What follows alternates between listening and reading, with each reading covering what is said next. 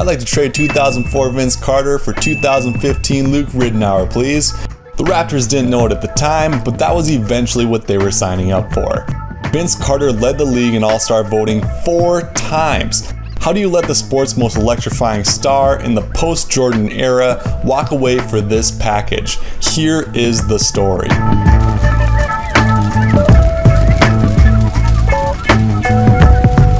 The NBA went global in 1995, expanding north to the Vancouver Grizzlies and the Toronto Raptors. It was a rough couple of years for the Toronto Raptors, including a 16-66 record in the 97 season, which landed them with the 4th pick overall. They then swapped with Golden State, who took Antoine Jameson, while Toronto settled for Vince Carter a pick later. Other players drafted before Carter included Rafe LaFrance, Mike Bibby, and Michael Olowokandi.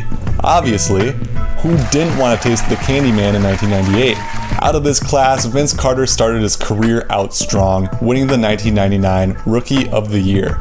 It wasn't until the 2000 All-Star break, though, where Vinsanity had begun. The dunk contest was almost extinct. They didn't have one in the 1998-99 lockout season, and this was the opportunity to resurrect it. And Vince Carter did. Vince couldn't go anywhere without fans mobbing him after that. Not New York City, not Sacramento, nowhere.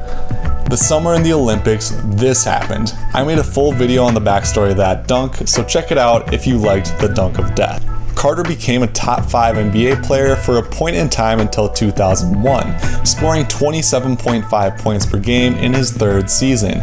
In an era with Tim Duncan, KG, and Jason Kidd as the star players, Vince's heart-stopping dunks made him the most exciting player in the game, and at a time when Shaq and Allen Iverson were in their prime. The 2001 Raptors were poised to make a run in the playoffs. Composed of Vince Carter, Charles Oakley, Mark Jackson, and Del Curry, the Raptors were ready to make some noise.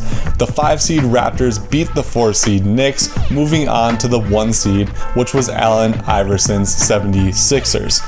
The series was as close as it gets. A Toronto win sent the series to Game 7. There was a small scheduling problem though. Vince was boarding a plane the night before Game 7. He flew to his graduation in North Carolina. Charles Oakley said, "I hope he thinks he's making the right decision to go." What a day. Walk at your graduation, then this happens in Game 7 in the playoffs. The Raptors are down 1 with 2 seconds left. Carter took an inbound pass from Del Curry, pump faked, and put up an off-balance jumper just inside the 3-point line. A couple of things. As we now know, this shot where your toes are inside the line and your heels are outside is the worst shot in basketball. But that's just me nitpicking. It wouldn't have made a difference given the situation. The main point is fans and critics made up their mind. Vince wasn't dedicated enough to the game and his decision-making skills stunk. And Vince Carter started to make up his mind too. Toronto lacked the ability to put a contender around him. The 3 seasons afterward, Vince missed 100 games due to knee and quad injuries and underwent surgery in 2002. Toronto fans remember it as Vince had quit. Injuries became more serious than they should have been. He would tell defenses the plays they were about to run and reportedly said he was done with dunking until he was traded. The injuries did not stop him from dancing on stage at a Nelly concert when he was rehabbing his knee, which some fans still remember to this day. He did suffer from some real injuries, but had some bad judgment, Toronto GM Rob Babcock would go on to say. Carter said he would continue to argue with management and coaching until he was traded. After the trade, Vince Carter averaged 22.9 points per game over the next 4 seasons. Alongside Jason Kidd, he had been rejuvenated, making a couple of playoff runs.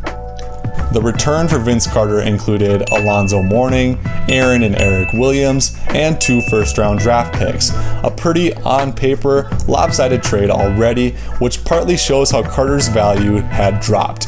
An injury-prone star with work ethic questions?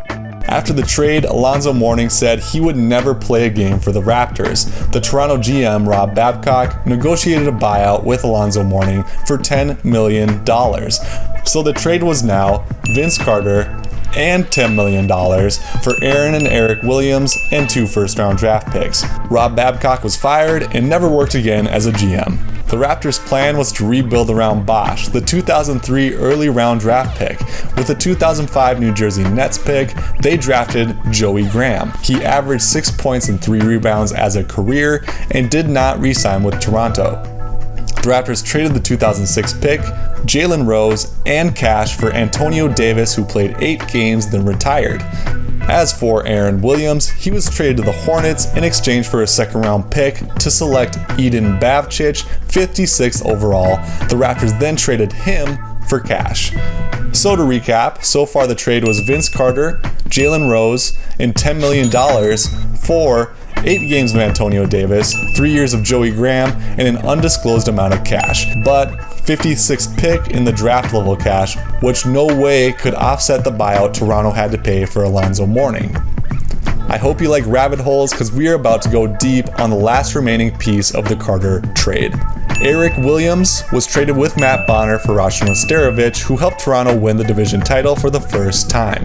Nesterovic was packaged with TJ Ford and another one of Toronto's picks, which would turn into Roy Hibbert for Jermaine O'Neal and Nathan Jawai. O'Neal ultimately didn't fit with Bosh. They traded him in a package for Sean Marion.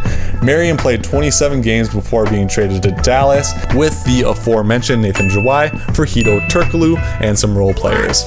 Those role players left in free agency or were traded for players who left in free agency. Turkoglu was then traded for Leandro Barbosa and Dwayne Jones. Jones was immediately waived.